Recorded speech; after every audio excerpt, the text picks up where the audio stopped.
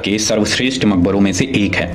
यह आगरा, उत्तर प्रदेश में स्थित हाथी दांत सफेद संगमरमर से बना एक स्मारक है। इसने कई बार विश्व के 7 अजूबों में एक जगह बनाकर भारत को गौरवान्वित किया है। इसकी सुंदरता और महिमा से लाखों पर्यटक आकर्षित होते हैं।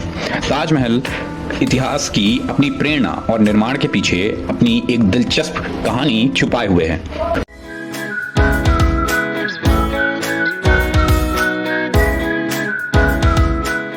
16वीं शताब्दी में इस मकबरे का निर्माण मुगल बादशाह शाहजहां ने अपनी पत्नी मुमताज महल के निधन के बाद उन्हें श्रद्धांजलि के रूप में करवाया था। शाहजहां ने 14 साल की उम्र में एक फारसी राजकुमारी मुमताज महल से शादी की थी। उनकी ऐसे तो कई पत्नियां थीं, लेकिन मुमताज के साथ उन्हें बहुत प्यार था। मुमताज अपनी खूबसूरती के लिए जानी जाती थी। वो किस्मत को कुछ और ही मंजूर था। 1630 में मुमताज महल शाहजहां के साथ दक्कन के पठार गई थी, जहां पर एक सैन्य अभियान चल रहा था। उसे नहीं पता था कि यह उसकी अंतिम यात्रा होगी। 17 जून 1631 को दुर्भाग्यवश अपने 14वें बच्चे को जन्म देने के बाद, जो कि एक बच्ची थी, मुमताज महल का निधन हो गया और उनकी मृत्यु के समय बुरहानपुर में उन्हें दफनाया गया। लेकिन यह मकबरा अस्थायी था। यह वही था जो शाहजहां ने तय किया था, जिसने दुख से तबाह होकर अपनी पत्नी को एक मकबरा बनाने के लिए उतने ही सुंदर बनाया जितना कि उसके लिए उसका प्यार था।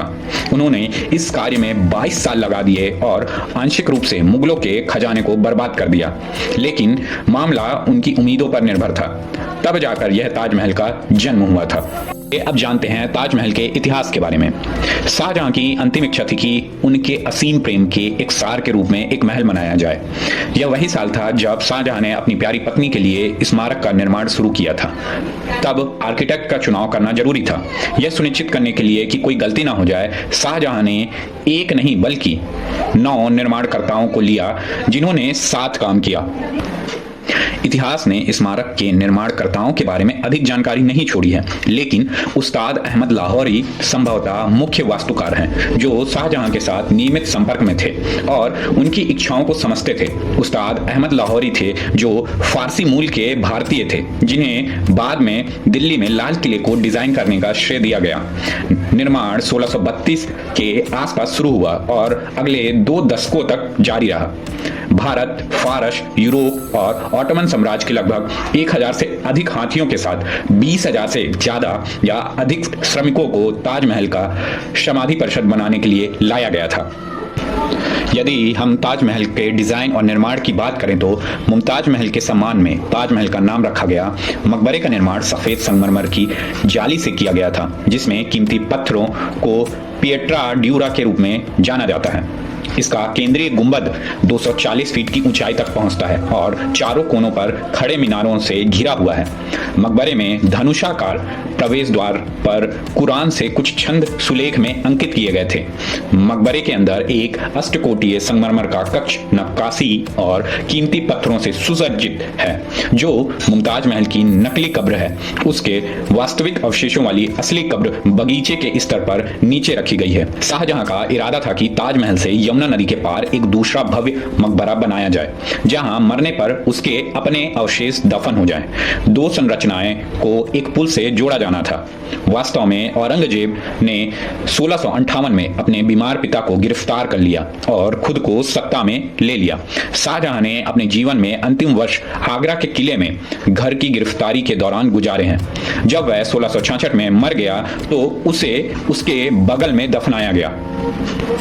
यदि हम ब्रिटिश वर्चस्व की ताजमहल के ऊपर बात करें तो 1857 में ब्रिटिश साम्राज्य ने भारत पर अधिकार कर लिया।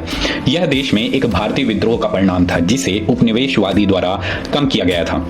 इस वर्ष के दौरान ताजमहल मुश्किलों से गुजरता है, क्योंकि यह ब्रिटिशों द्वारा स्मारक में दिए गए कीमती पत्थरों को निकालने के लिए खंडित किया गया था। कुछ कीमती पत्थरों का पता लगाया गया, लेकिन हमें नुकसान और इसकी मरम्मत की सीमा के बारे में बहुत कम जानकारी मिलती है। वे पूरी तरह से व्यवस्थित चौकोर लॉन बनाने के लिए पेड़, पौधों और फूलों के एक बड़े हिस्से को हटाने में सफल हो गए थे।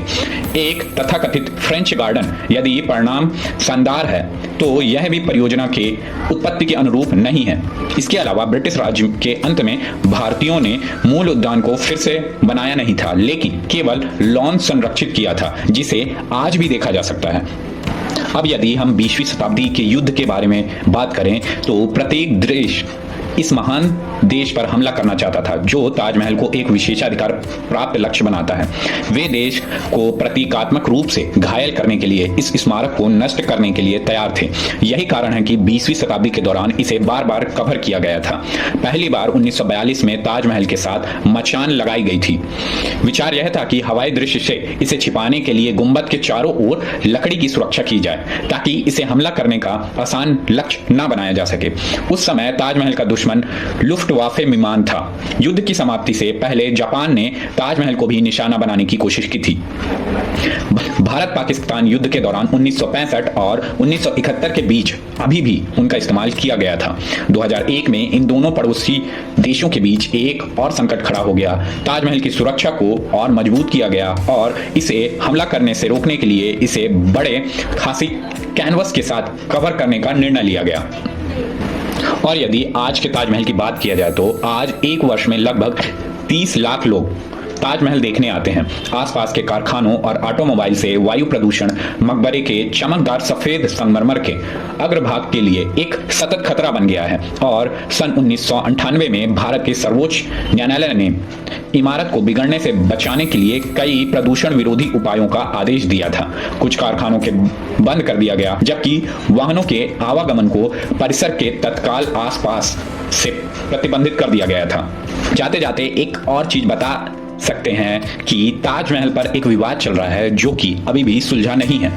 कहा जाता है कि ताजमहल का मूल नाम तेजो महालय था जिसे प्राचीन शिव मंदिर 1155 ईस्वी में बनाया गया था। यह विवाद काफी समय से चल रहा है जिसका अभी तक कोई भी परिणाम नहीं निकला है। अंत में ताजमहल के इस विशाल सुंदरता के साथ मैं आप सभी से विदा लेना चाहूंगा। At last but not least, Shivendra Rajput signing out. These brothers my guys, know that they fly, know that they ride or die. Why they wanna move like that?